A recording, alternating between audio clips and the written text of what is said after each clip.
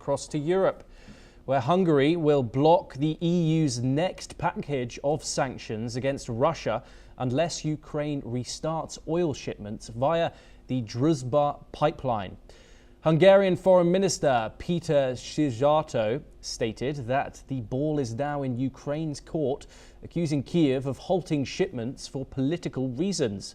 The issue has sparked tension ahead of the Foreign Affairs Council meeting in Brussels, with Hungary's position complicating important decisions for Ukraine. Let's take a listen into the statements.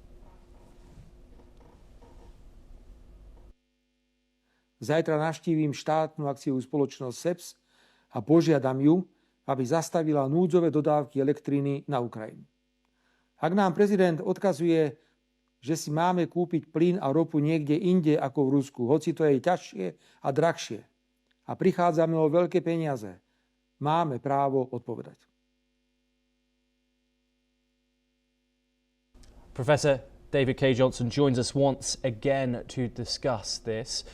We've seen two countries warm towards Moscow in a sense that are inside the European Union, that being Hungary and Slovakia.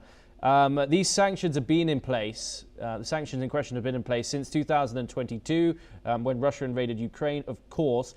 How much does this incident highlight the tensions within the bloc, especially with Orban's government and other players which are seemingly pro-Russia as the war ticks on into its fifth year? Both Viktor Orban, the de facto dictator in Hungary, and Robert Fico, the head of the government in Slovakia, are clearly pro-Kremlin in this war and anti-Ukraine. And what they're doing here is trying to slow down European support. The European Union likes to operate by consensus. And so the effort by Fico in Slovakia to say we're not going to supply emergency electricity to Kyiv if the flow of oil into Slovakia stops, and the effort by Orban and his dictatorial government along similar lines, but just about the oil flow, those are both designed to try and help the Kremlin pursue its effort to take over large parts of Ukraine it doesn't occupy, to settle this war on terms the Kremlin wants, and that Donald Trump has been moving in the general direction of for a long, long time. So this is simply part of the game of who's going to stand up for liberty, who's going to stand up for individual freedom, and who's going to say, no, might makes right, let the Kremlin put its boot on Ukraine. David, do stay with us. We're going to go back to the comments made by Hungary. Let's listen to them again. We don't hate Ukraine. The problem is that the Ukrainian state hates Hungary, and the Ukrainian state carries out an anti-Hungarian political approach for the last 10 years.